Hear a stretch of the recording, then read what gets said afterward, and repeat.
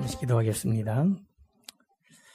하나님의 은혜로 우리가 이 자리에 있음을 고백합니다. 주의 은혜가 있지 아니하다면 한순간도 살아갈 수 없는 존재임을 고백하며 그 은혜를 사모하며 그 은혜를 바라며 그 은혜 안에 온전히 거하길 소망하며 오늘도 주님 앞에 나와 주님을 예배하며 찬양합니다.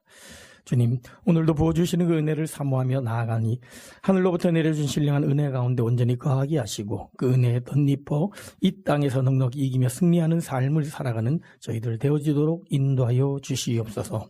말씀을 대합니다. 진리의 영으로 깨우쳐 주시옵시고 말씀해 주시는 은혜 안에 온전히 거하는 귀한 이 시간 되게 하여 주시옵소서. 믿사오며 우리 주 예수 그리스도의 이름으로 기도드리옵나이다. 아멘.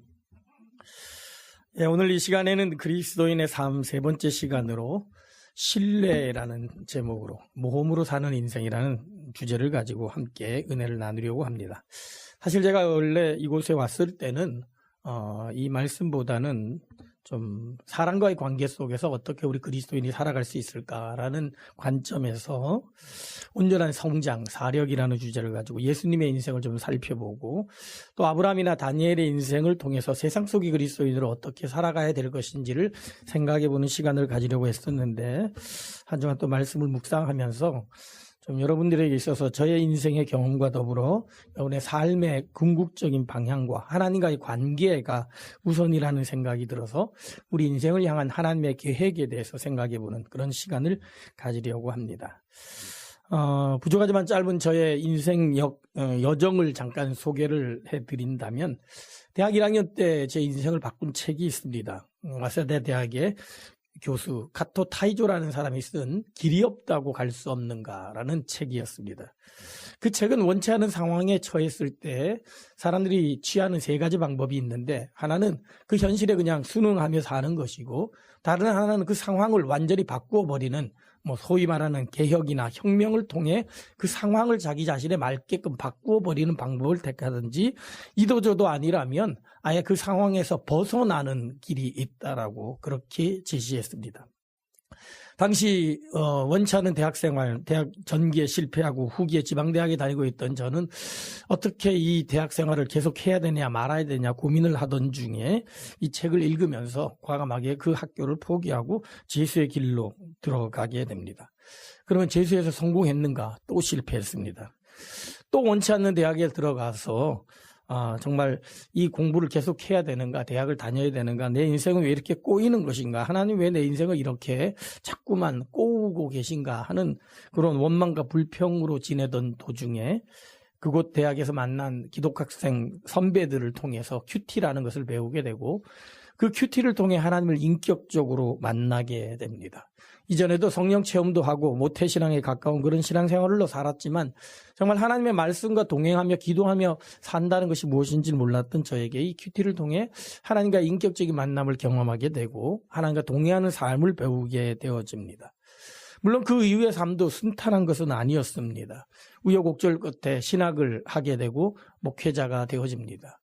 목사로서 청년 목회를 하면서 참 흔치 않은 성공, 소위 말하는 성공을 경험합니다. 놀라운 부흥을 경험해서 제가 맡았던 청년부가 10배 이상의 성장을 하게 되고 모범적인 청년 부흥의 사례로 책에 소개되기도 하고 여러 가지 언론 인터뷰도 하게 되고 저는 전국을 다니면서 말씀을 전하는 그런 은혜를 얻기도 했습니다. 그런데 어느 날 갑자기 하나님의 부르심으로 청년들을 향하여서 창세기 12장을 말씀을 설교하면서 아브라함과 같이 갈 바를 알지 못하고 가는 용기가 필요하다, 모험이 필요하다라는 말씀을 전할 때 하나님께서 그때 너부터 가라라고 그때 저에게 사인을 주셔가지고 그 다음 주로 바로 사임을 하고 무작정 전셋돈 팔아가지고 유럽 공동체를 방문하게 됩니다. 1년 동안의 유럽 공동체를 방문하는 삶을 통해서 참 하나님의 말씀을 그대로 온전히 지키려고 정말 레디컬 크리스찬이티 완전한 정말 급진적인 말씀 그대로의 그 그리스도인의 삶을 살려고 노력하는 여러 사람들을 만나게 되었고 그리고 또 우여곡절 끝에 이리저리 여러 가지 형편을 거쳐서 스톡홀름으로 목회를 하게 됩니다. 7년간의 목회를 하였을 때 어느 정도 교회가 안정이 되어지고 평안해졌을 때 하나님께서는 또 다른 또의 부르심을 저에게 주셔서 한국교회에 대한 부담과 비전을 주셔서 또 모든 것을 내려놓고 한국으로 귀국하게 됩니다. 사실 귀국했을 때는 막막했고 13평짜리 방에 저희 가족들과 병환에 걸린 저희 어머니를 모시고 아글바글 대면서 살던 시간도 있었습니다. 그러다 우여곡절 끝에 정말 하나님의 극적인 간섭하심으로 양천중앙교회로 부임하게 되어지고 지금까지 목회를 계속해오고 있습니다. 제 인생 이야기를 들으면서 이 인생이 모범길이냐? 그건 아닙니다. 이런 인생의 길도 있다라는 것을 여러분에게 좀 소개해 주고 싶어서입니다.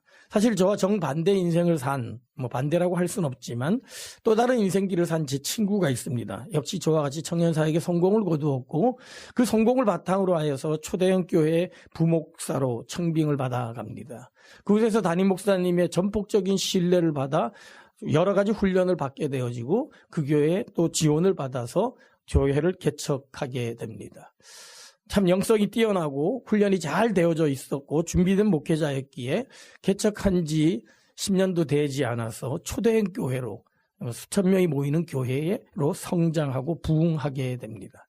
그 친구의 인생은 대학 때 받은 훈련, 신대원 때 받았던 훈련, 또 청년사역의 경험을 바탕으로 또 대형교회로 청빙받아고 그 교회의 경험을 바탕으로 하여 교회가 개척해주고 그리고 그것을 통해서 그 받은 제자훈련을 통해서 성공을 거둔 대표적인 모범 케이스라고 할 수 있다면 저는 지금까지 해왔던 모든 것들을 한 번에 모든 것을 다 무너뜨리고 새로운 시작을 거듭해야 되는 그런 인생을 살아온 경우라고 할 수 있습니다. 흔히 말해 두 가지 인생이 있다 그러죠. 성을 쌓는 인생이 있는가 하면 길을 만드는 인생이 있습니다. 인류 역사상 가장 위대한 나라로 불려지는 두 나라, 중국과 로마지요. 1000년 이상을 가장 넓은 땅을 다스리며 통치했던 두 나라는 너무도 대비된 나라입니다. 중국은 성을 쌓는 나라였습니다. 소위 말해 만리장성이라고 불려지는 그 성을 쌓으면서 자기의 것을 지킨 나라입니다. 그러나 로마는 모든 길은 로마로 통한다는 말이 있듯이 길을 만드는 나라였습니다. 가는 곳마다 길을 만들었고 그 길을 통해 수많은 나라들의 문명들이 오고 가면서 로마의 영향력을 전 세계에 끼친 그런 나라라고 할 수 있습니다. 중국은 성을 쌓아 자기의 나라를 지켰는지는 모르지만 그 초강대국이 세계의 인류 역사 문명에 기여한 바가 별로 없습니다. 반면 로마는 그 길을 통하여 수많은 동서양의 문명들이 오고 감으로 말미암아 수많은 영향을 끼친 그런 나라라고 할 수 있습니다. 성을 쌓는 사람이 있는가 하면 길을 만드는 사람도 있습니다. 성을 쌓는 사람은 자기를 위한 인생을 살아가는 사람입니다. 자신이 쌓아놓은 지식과 경험을 바탕으로 하여 그곳에 안주하려고 하는 사람이지요. 오늘날의 한국 젊은이들이 사실 성을 쌓는 사람들로 변해가고 있습니다.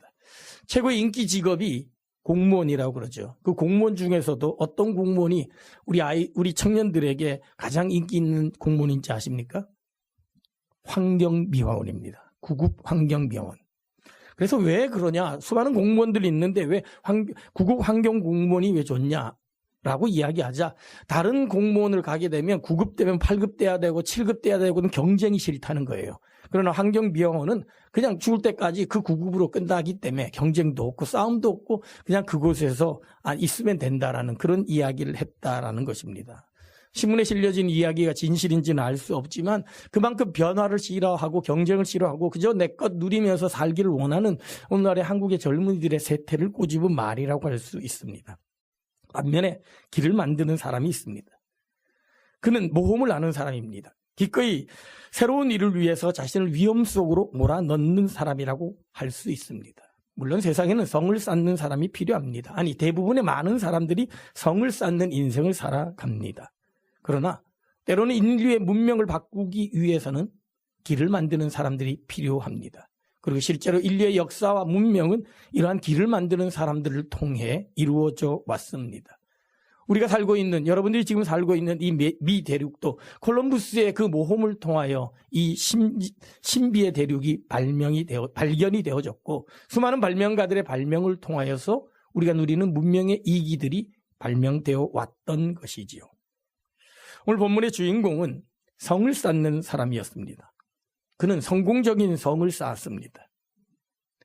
그런데 하나님께서 그의 인생을 갑자기 길을 만드는 인생으로 바꾸어 주십니다. 갑작스럽게 인생의 궤도가 바뀌게 된 것입니다. 이럴 때 우리는 어떻게 해야 될까요? 지금까지 성을 잘 쌓아왔고 그 업적을 바탕으로 번영과 부귀를 누렸는데 그 모든 것을 빼앗겨버리고 새로운 인생의 길로 내던져졌을 때 어떻게 우리는 대처해야 할까요? 더구나 그 상황은 점점 악화되는 상황 속이었습니다. 본문의 주인공 빌립은 우리가 너무도 잘 알다시피 초대교회 7 집사 중에 한 명입니다. 모두가 부러워하는 지도자였죠. 성경을 보게 되면 그는 성령과 지혜가 충만하여 사람들에게 칭찬받는 사람이라고 했습니다. 성령이 충만했습니다. 지혜가 충만했습니다. 사람들로부터 칭찬받았습니다. 제가 사실 여러분에게 오늘 전하려고 했던 것이 예수님의 사력인데 영역과 지력과 체력과 매력인데 그런 면에서 영역과 지력과 매력이 가득한 사람이 바로 빌립이라고 할 수 있습니다. 초대 예루살렘 교회가 급격한 성장을 하자 그 안에 여러 가지 문제들이 생겨납니다. 특별히 구제 문제로 말썽이 일어나자 이를 해결하기 위하여서 사도들이 신경 쓰기 어려운 이 구제 문제를 담당하기 위하여 집사를 세우게 됩니다. 당시 초대 예루살렘 교회는 하루에도 3,000명씩, 5,000명씩 수많은 새신자들이 몰려드는 그런 규모였기에 쉽게 생각을 해도 수만 명이 넘는 그런 초대형 교회라는 것을 알 수 있습니다. 그런 와중에 7명의 지도자로 세워졌다는 것은 굉장히 역량이 있는 사람이었다는 것, 굉장히 준비된 사람이었다는 것을 알 수 있습니다. 더군다나 그는 그 일을 맡고 난 뒤에 집사로 임명되고 난 뒤에 하나님의 말씀이 점점 왕성하여 예루살렘에 있는 제자의 수가 더 심히 많아지고 허다한 제사장의 무리도 이도에 복종했다 할 정도로 교회의 부흥에 일조를 하게 됩니다. 성령과 지혜가 충만하여 많은 사람에게 칭찬을 받았던 사람들로 인정받아서 집사로 세워지게 되어지고 그리고 그가 그 집사의 역할을 감당함으로 말미암아 교회는 점점 더 부흥되고 왕성하게 성장해가는 그 와중에 있었는데 이 모든 것이 순탄하고 내 은사가 내 달란트가 잘 사용되어져서 하나님 나라의 영광을 위하여 쓰임받고 있구나라고 생각되는 그 순간에 인생의 소용돌이가 몰아치는 그런 변화를 경험하게 됩니다. 그것은 첫 번째는 그의 절친한 동력자 집사 스데반의 죽음이요. 또 그로 인한 연쇄 폭풍으로 예루살렘의 교회에 불어닥친 큰 핍박으로 인한 교회의 붕괴였습니다. 수만 명이 모이던 교회가 한순간에 텅 빈 예배당으로 변해버렸고 자신을 칭찬하고 자신과 함께 협력했던 수많은 사람들이 다 뿔뿔이 흩어지는 아픔을 겪어야만 했습니다. 빌립 역시 그러한 순례의 길을 떠나야만 했습니다. 오늘 우리가 읽은 8장 1절은 이렇게 시작됩니다. 사도 외에는 다 유다와 사마리아 모든 땅으로 흩어지니라. 예루살렘을 떠나 사마리아로 가는 빌립의 마음이 어떠했을까요? 모든 것이 안정적이고 모든 것이 풍성하고 모든 것이 자신의 계획대로 되어지던 그 모든 것들이 한순간에 무너져버리고 갈 바를 알지 못한 채 피난길을 가야 되는 빌립의 마음이 어떠했을까요? 성경은 이러한 빌립의 마음이 어떠한지에 대해서 전혀 언급하지 않습니다. 그 당시에 빌립의 마음이 어떤 상황 속에서 하나님에 대하여 사람들에 대해 어떤 행동을 했는지에 대해서는 전혀 언급하지 않습니다. 그 대신 그가 그 상황 속에서 무엇을 했는지 어디로 갔는지에 대해 주목하고 있습니다. 본문의 5절은 이렇게 시작됩니다. 빌립이 사마리아 성에 내려가. 사마리아 성에 내려가. 사마리아는 유대인들이 상종하기 싫어하는 그런 사람들이었습니다. 유대인들은 사마리아를 가지 않으려고 일부러 삥 둘러서 돌아다닐 정도로 사마리아 사람을 만나려고 하지 않았고 이러한 반목은 1000년 이상 계속되어 온 이들의 관계였습니다. 기록에 의하면 1000년 이상 지속된 이들의 적대감은 유대인들은 사마리아인들을 가리켜서 영적인 잡종이라고 이교도며 분파주의라고 했고 이방인과 같이 짐승과 같이 그렇게 취급을 했습니다. 그렇게 그들이 그렇게도 경멸하는 곳인 사마리아로 빌립이 지금 내려가고 있는 것입니다.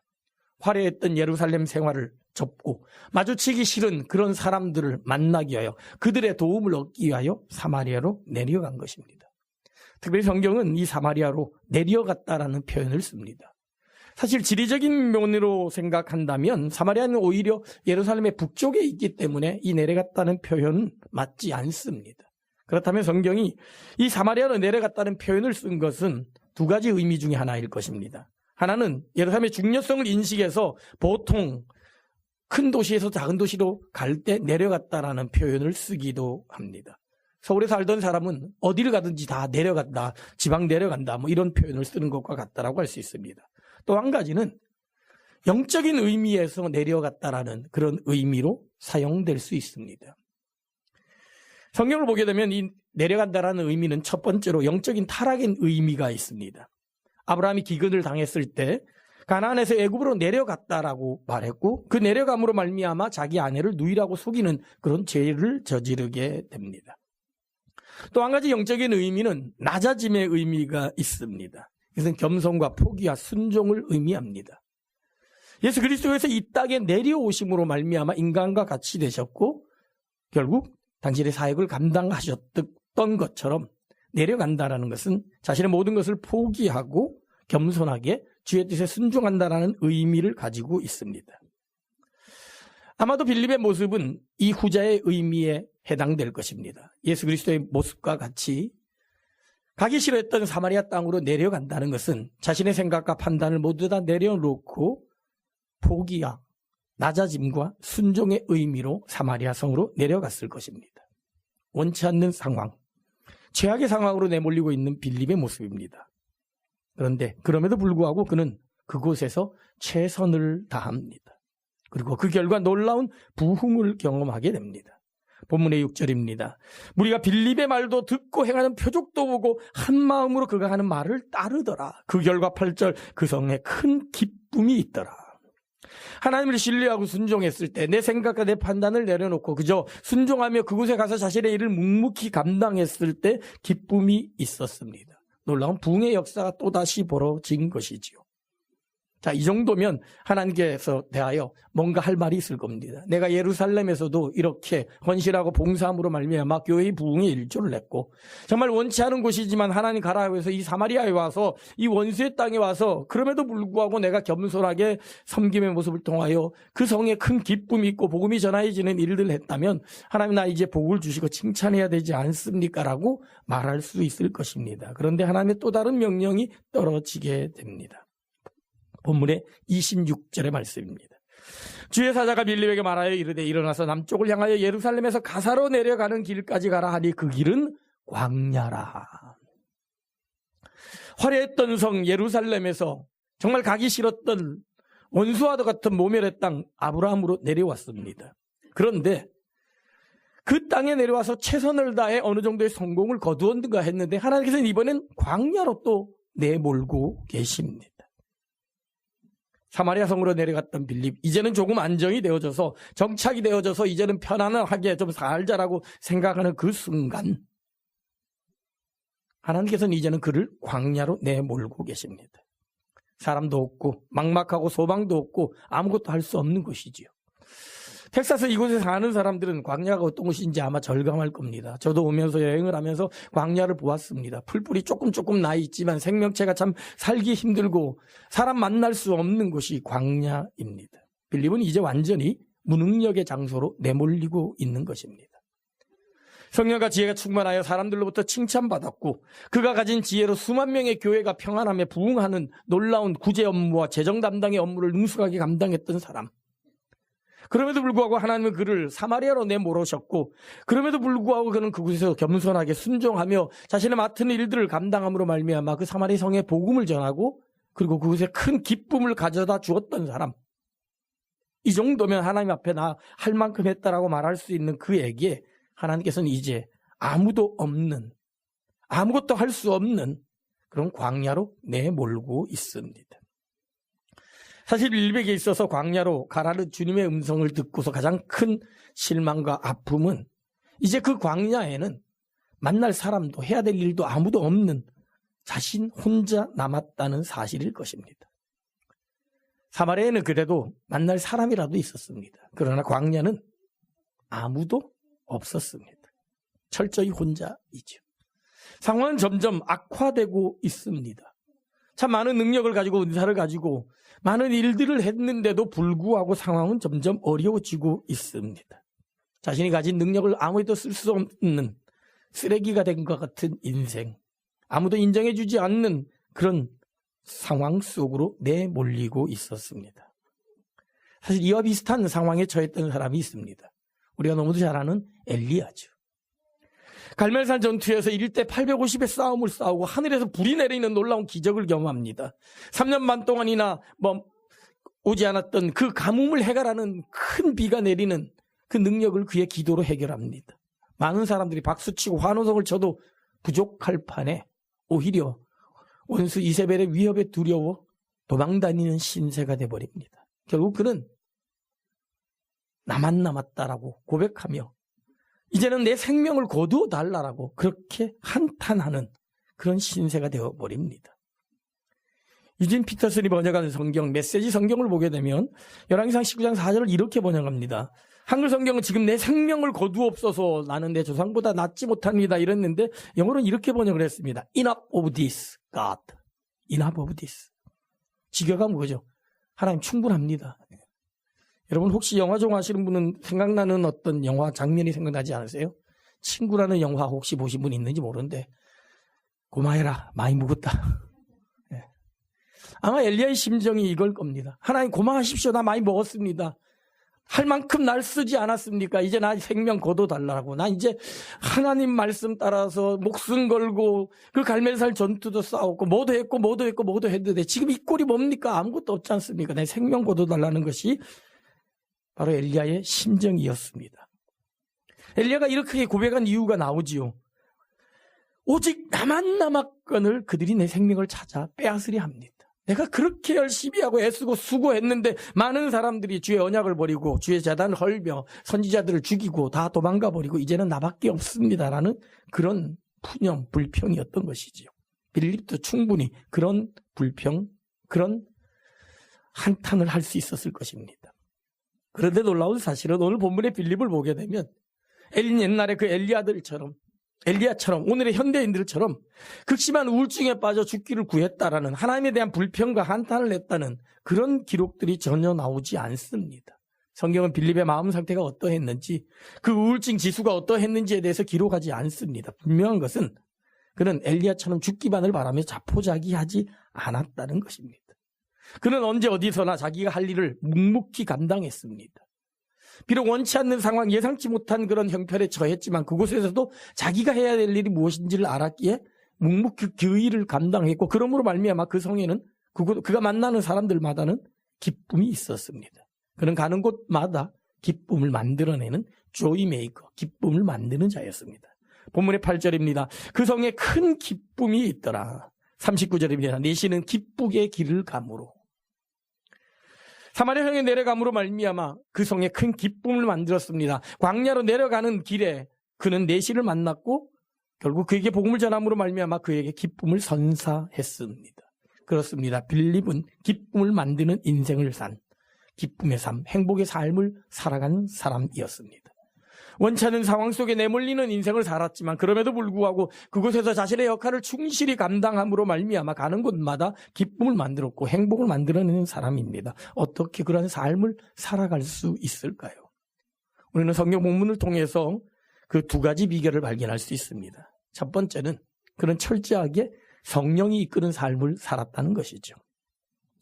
성경은 우리가 아무리 최악의 상황에 닥친다 할지라도 기쁨을 잃지 않고 오히려 소망 속에서 기쁨을 나눠주는 삶을 살아갈 수 있는 비결을 빌립을 통해 보여줍니다. 그것이 바로 성령의 인도하심을 따라가는 삶이라는 것이죠. 본문의 26절입니다. 주의 사자가 빌립에게 말하여 이르되 29절입니다. 성령이 빌립더러 이르시되 39절입니다. 주의 영이 빌립을 이끌어 간지라. 성경은 다양한 표현을 쓰면서 주의 사자, 성령, 주의 영이라는 이 표현을 쓰면서 빌립이 하나님의 인도하심을 받았다는 것을 강조하고 있습니다. 즉 빌립이 광야로 간 것도 이디오피아 내시를 만난 것도 다시 광야를 떠나 아소도라는 지역으로 간 것도 모두가 성령의 인도하심을 따랐다는 것이지요. 그렇습니다. 내 앞에 놓여진 상황이 어떠하든지 간에 그는 성령의 인도하심을 따라 움직였습니다. 내 생각과 계산과 판단에 따라 여기에 있는 것이 더 유익하다, 더 여기에 있는 것이 더 안전하다를 따지지 아니하고 어떤 상황 속에서라도 하나님의 인도하심을 따라 살아가는 사람, 그 사람이 바로 빌립이었던 것이죠. 눈앞에 놓여진 상황이 점점 더 나빠지고 있다 할지라도 눈에 보이지 않는 성령님의 인도하심, 손길을 느낀다면 기쁨을 잃어버리지 않을 수 있습니다. 내가 처한 현실이 비록 아무것도 할 수 없는 광야와 같은 그런 상황이라 할지라도 성령의 인도하심을 받고 있음을 확신한다면 그 속에서도 할 일을 찾을 것이고 만날 사람을 만날 것이고 그 일을 통해 기쁨을 나누어 줄 수 있을 것입니다. 때로는 나 혼자만 있는 것처럼 느껴진다 할지라도 성령님이 함께 하심을 확신한다면 그 속에 기쁨으로 사명을 감당할 수 있을 것이요 결국은 준비된 사람, 이디오피아 네시와 같은 사람을 만나게 될 것입니다. 중요한 사실은 우리가 처한 현실이 어떠한 것이냐가 아니라 우리가 무엇을 보고 무엇을 듣고 있느냐가 중요하다는 것이지요. 눈에 보이는 현실을 보고 그 현실에 의해서 우리의 기분이 좌우되는 것이냐, 아니면 보이지 않는 그 성령의 음성을 듣고 그에 따라 살아가느냐에 따라 우리의 기쁨은, 우리의 행복은 좌우될 수 있다는 것입니다. 빌립은 눈에 보이는 현실을 따라 사는 사람이 아니요 보이지 않는 하나님의 음성을 들으면서 그 음성에 세밀하게 반응하는 사람이었습니다. 그러기에 사람의 눈으로 볼 때는 점점 더 악화된 상황 속에서 아무것도 할 수 없는 최악의 상황으로 내몰리는 것처럼 보였지만 오히려 그는 가는 곳마다 그곳에 기쁨을 만들었고 그곳에 만나는 사람들마다 주의 복음을 전하였고 그로 인하여 그들에게 기쁨과 행복을 나누어주는 삶을 살았던 것이지요. 최악의 상황 속에서도 기쁨을 잃지 않는 비결, 행복한 삶을 살 수 있는 비결, 두 번째 비결은 바로 목적이 이끄는 삶을 사는 것입니다. 빌립은 언제 어디서나 성령이 명하시는 일, 즉 복음 전하는 일을 포기하지 않았습니다. 본문의 5절입니다. 빌립이 사마리아 성에 내려가 그리스도를 백성에게 전파하니. 30절입니다. 빌립이 달려가서 선지자 이사야 글 읽는 것을 듣고 말하되 읽는 것을 깨닫느뇨. 이디오피아 네시에게 이야기하죠. 40절입니다. 빌립은 아소도에 나타나 여러 성을 지나다니며 복음을 전하고 가이사랴에 이르더라. 재미있는 사실은 빌립은 복음 전하기 위해 선택된 사람이 아니라는 겁니다. 그가 집사로 부름받은 것은 교회 안에 여러 가지 문제들을 해결하기 위하여, 특별히 구제 문제를 해결하기 위하여 구제의 일을 담당하기 위하여 세워진 7명의 집사입니다. 그런데 7명의 집사 중에 2명의 행적이 사도행전에 기록되어져 있는데 이 2명이 스데반과 빌립인데 이들이 구제의 일을 얼마나 잘했는지, 교회 행정을 얼마나 잘 다루었는지에 대해 성경은 기록하지 않습니다. 오히려 그들이 어떻게 복음을 전했는지에 대해 관심을 가지고 있다는 것이죠. 비록 구제의 일을 담당하기 위하여, 교회 행정적인 일을 처리하기 위하여 세워진 집사들이었지만 성경은 복음 전하는 집사들의 모습에 초점을 맞추고 있습니다. 교회의 질서를 바로잡고 민원을 처리하고 목사의 일을 돕는 것은 당연한 것이지만 정작 하나님이 칭찬하고 싶어하는 것은 복음 전하는 스데반과 빌립의 모습이었던 것입니다. 하나님 우리에게 다양한 임무와 사명을 주셨습니다. 은사와 달란트를 통해서 여러 가지 일들을 감당하게 하십니다. 직장 내에서 승진하고 업적을 만들어내고 사업을 통해서 뭔가 큰 것을 얻어내고 여러 사람들에게 칭찬받는 그런 삶을 사는 것도 중요합니다. 교회 내에서 여러 가지 일들을 통해서 교회가 안정적으로 성장할 수 있도록 돕는 것도 중요합니다. 그러나 최우선적으로 하나님이 관심 가지고 있는 것은 바로 나를 통해 잃어버린 영혼을 구원하는 것, 하나님의 복음을 전하는 일이라는 것을 하나님 빌립을 통해, 스데반을 통해 우리에게 가르쳐주고 싶었던 것입니다. 빌립은 비록 예루살렘을 떠나 피난 가는 신세였지만 성령의 인도하심을 받아 그의 사명이 무엇인지, 무엇을 해야 되는지를 분명히 깨달은 사람입니다. 그래서 그는 예루살렘이 아닌 사마리아에서도, 가사로 내려가는 광야에서도, 그리고 아소도나 성령이 인도하는 곳곳에서도 그는 그의 사명을 충실하게 감당했습니다. 최악의 상황 속에서 엘리야처럼 우울증에 빠져 죽기만을 구한 모습이 아니라 기쁨을 잃지 않는 모습, 오히려 가는 곳마다 기쁨을 나눠주는 삶을 살았던 사람이 빌립이었던 것이지요. 내 생각과 판단과 계획과는 전혀 어긋난 인생의 길이라 할지라도 하나님의 음성에 세밀하게 반응함으로 말미암아 그곳에서 절망하며 좌절하며 불평하는 삶이 아니라 가는 곳마다 기쁨을 나누어주는 삶을 살았던 사람, 그 사람이 바로 빌립이었던 것입니다. 제 인생에 영향을 가장 큰 책 중에 하나가 폴 트루네라는 사람이 쓴 모험으로 사는 인생이라는 책입니다. 사실 제가 잘 나가던 청년 사역을 다 내려놓고 유럽의 공동체로 떠난 것도, 또 스콜만 한인교회에서 안정된 교회 생활을 내려놓고 갈 바를 알지 못한 채 한국으로 돌아온 것도 이 책의 영향이라고 할 수 있습니다. 그는 하나님의 인도하심을 믿으면서 기꺼이 모험을 하라라고 도전하고 있습니다. 그 가운데 저에게 영향을 줬던 가장 큰 글귀가 이런 글귀입니다. 하나님은 우리의 불확실성과 모호함에도 불구하고 심지어는 우리의 실패와 실수를 통해 우리를 인도하신다. 그분은 종종 우리로 하여금 왼쪽을 향해 출발하게 하시지만 끝내는 오른쪽에 도달하게 하신다. 그렇지 않으면 오랫동안의 우회 끝에 오른쪽으로 되돌아오게 하시는데 이는 우리가 하나님을 순종한다는 믿음 아래 왼쪽을 향해 떠나는 실수를 범했기 때문이다. 즉 하나님을 순종한다는 믿음 아래 왼쪽을 향하여 떠나는 실수를 저지른다 할지라도 하나님은 그 실수를 통해 일하셔서 결국은 오른쪽으로 인도하신다는 말입니다. 하나님은 단계적으로 한 걸음씩 이 사건에서 저 사건으로 우리를 인도하신다. 그러기에 하나님의 목적 안에 있는 우리의 실패는 더 이상 실패가 아니다. 하나님을 믿는다는 신뢰 안에, 믿음 안에 그 길을 떠난다면 그 길은 결코 실수의 길이 아니라는 것이죠. 하나님은 그 실패를 어떻게 해서든지 하나님이 원하시는 길로 이끌어 주신다는 것입니다. 그러기에 인생은 하나님이 지시하시는 위대한 모험이라고 할 수 있습니다. 쉽지 않은 이민교회입니다. 여러 가지 상처로 인하여 많은 사람들이 그 상처를 가지고 모인 곳이 이민교회죠. 쉽지 않은 이민 생활입니다. 외국인으로 살아간다는 것이 쉽지 않습니다. 빌립과 같이 조금 성공하다 싶으면 또 다른 어려움이 닥쳐지기도 합니다. 내가 계획했던, 내가 꿈꾸던 것들이 하나하나 이루어져가는 그 순간 모든 것이 한꺼번에 무너져 버리는 그런 아픔을 겪기도 합니다. 그러나 그런 상황 속에서도 빌립과 같이 상황을 보는 것이 아니라 눈에 보이는 현실을 보는 것이 아니라 보이지 않는 하나님의 음성에 귀 기울이며 세미한 성령의 음성에 귀 기울이는 여러분들이 되기를 소망합니다.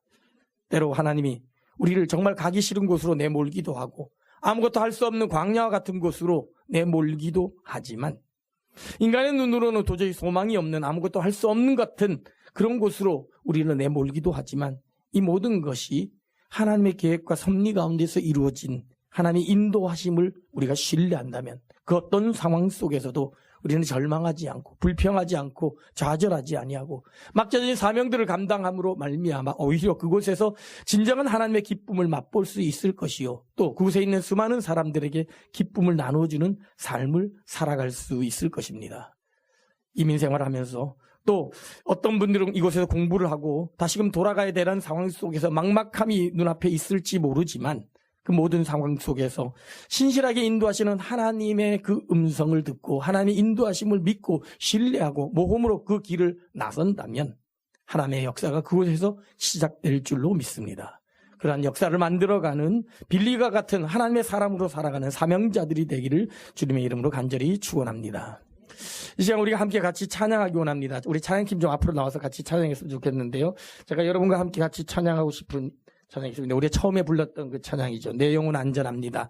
모든 두려움을 내려놓고 우리가 주님 앞에 나아갈 때 주님께서 우리의 삶을 지켜주실 줄로 믿습니다. 내 영혼은 안전합니다. 우리 같이 함께 찬양하겠습니다.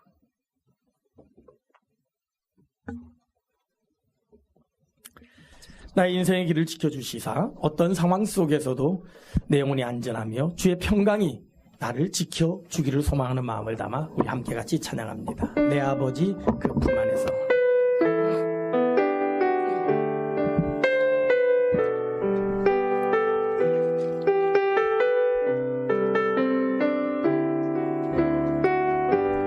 내 아버지 그 품 안에서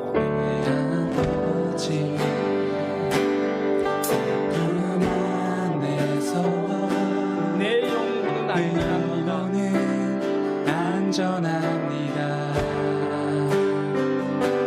주 손길로 내 삶을 나누시니 그 평강이 나를 덮습니다. 내 아버지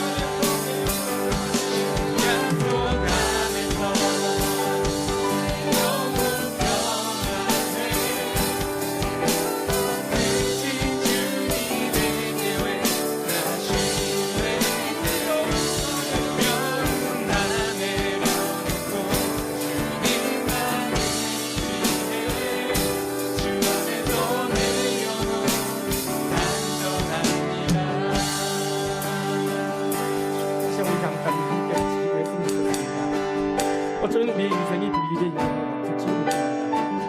잘했고 칭찬도 받았고 성과도 냈는데 어느 날 갑자기 모든 것이 무너져버리는 그런 상황에 처하기도 합니다.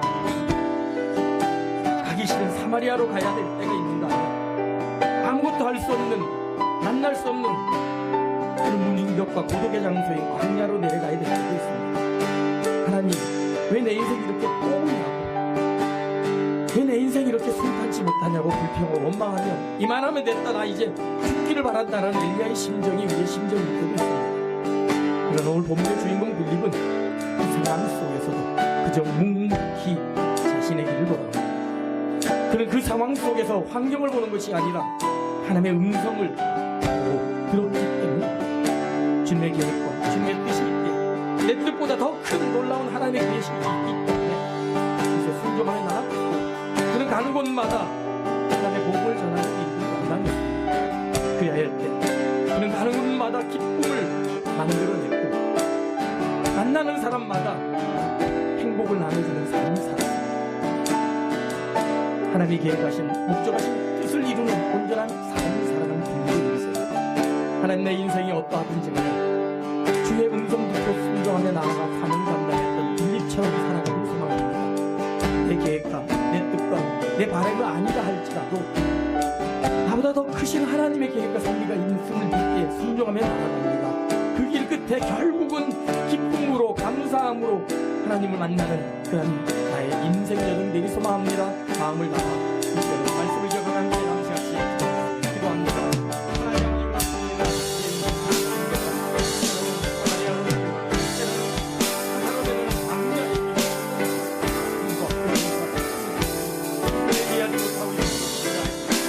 하나님, 정말 제대로 살아가는 것을 지금 하는 그것에 대중하게 하나님의 음성을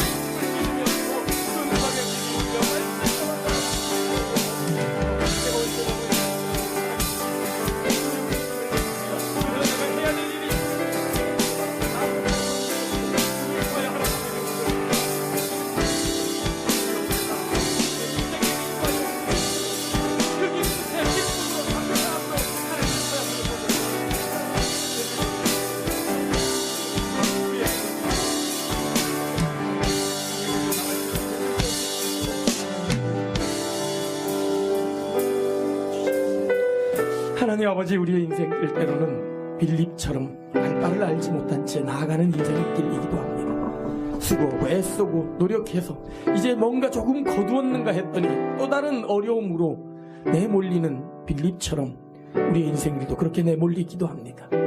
원망하고 불평하고 하나님 향하여 왜 나를 이렇게 힘들게 하냐라고 한탄의 소리를 내뱉기도 하지만, 그러나 내 뜻보다 더 크신 하나님의 뜻과 계획이 있음을 믿기에 빌립처럼 순종하며 나아가기를 소망합니다.